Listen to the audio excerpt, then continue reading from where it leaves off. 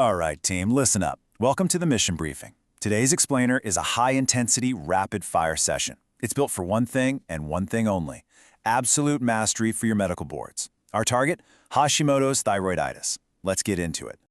Okay, let's kick things off with a high-speed blitz from our source material. Here's the core idea you need to grab onto. Hypothyroidism is basically a total metabolic slowdown. Think of it like a failing thermostat in your house. And the number one cause, especially in places where iodine isn't an issue, you guessed it, Hashimoto's thyroiditis. So this right here is the absolute heart of the matter. This isn't your thyroid just getting old or lazy. No, this is an all-out autoimmune assault. Your own body's immune system is attacking a crucial enzyme called thyroid peroxidase, or TPO. That's the mechanism you have to burn into your brain for the boards.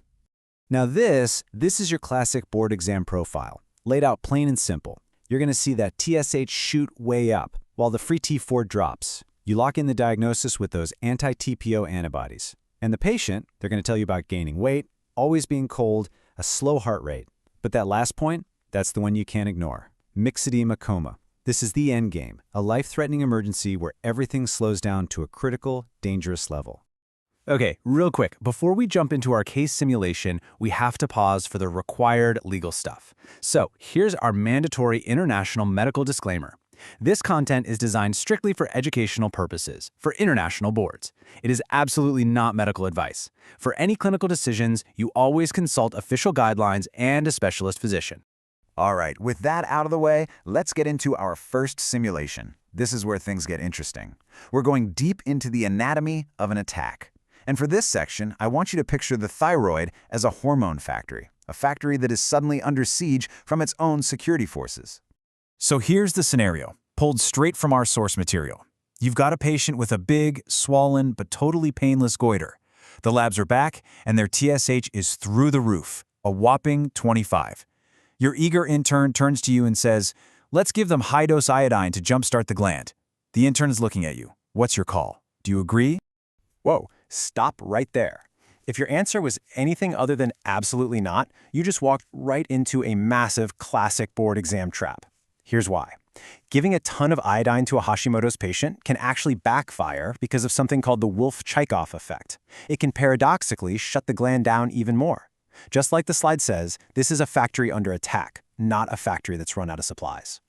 So, you get a biopsy to be sure, and boom, confirmation. You see the histological fingerprints of the crime scene. Lymphoid aggregates, germinal centers, and these things called Hurthle cells. It's a textbook autoimmune battle. So, what's the correct move? The only move? You start levothyroxine. You have to replace the hormones that the damaged factory just can't make anymore. Nice work. You dodged that first bullet, but don't get comfortable because the boards are ready to throw another curveball at you. Let's gear up for the next field simulation, the Painful Goiter Trap. Our source material gives us a fantastic twist. What if the script flips? What if that gland was incredibly tender, really painful, and it all started right after the patient had the flu? Well, as you can see, pain changes everything. A painless goiter should make you think Hashimoto's. But an extremely tender gland, especially after a virus, your brain needs to immediately jump to de Quervain's thyroiditis.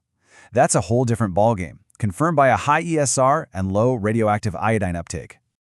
Okay, deep breath. We're now at what our source calls the most critical, most high-stakes mistake you can possibly make. Getting this wrong isn't just a few lost points, it's a major clinical error. We're talking about the Hashitoxicosis leak. Picture this. Your patient, who you know has Hashimoto's, suddenly shows up with a racing heart, anxiety, all the classic signs of hyperthyroidism. The knee-jerk reaction for a lot of people is to panic and assume the gland is now in overdrive. But as our source warns, starting anti-thyroid drugs in this situation isn't just wrong, it's straight-up clinical malpractice. Let's break down exactly how this mistake happens. You see the hyperthyroid symptoms, you assume the factory is suddenly churning out way too much hormone, and you reach for a drug like methimazole to shut it down. But that's a total misunderstanding of what's really going on. So what's the right way to handle this? It all comes down to the why. It's not new hormone being made.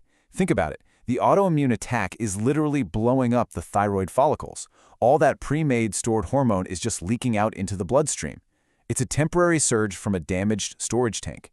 So the correct action is simple. You manage the symptoms with things like beta blockers and NSAIDs, and you wait for the storm to pass.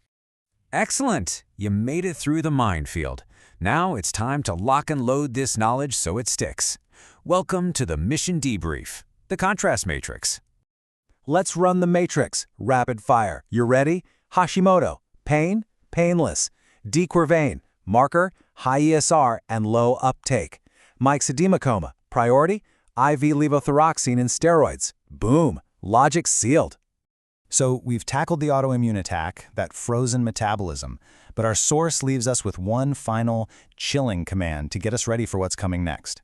It says, if you cannot differentiate the malignant nodules hiding in the shadows, you are not ready for the boards. And that, right there, is the perfect setup for our next mission. You've secured the autoimmune logic of Hashimoto's, but a long-standing goiter can hide darker secrets. And that's exactly where we're heading. Mission E2.2 is complete. We'll see you for the next one.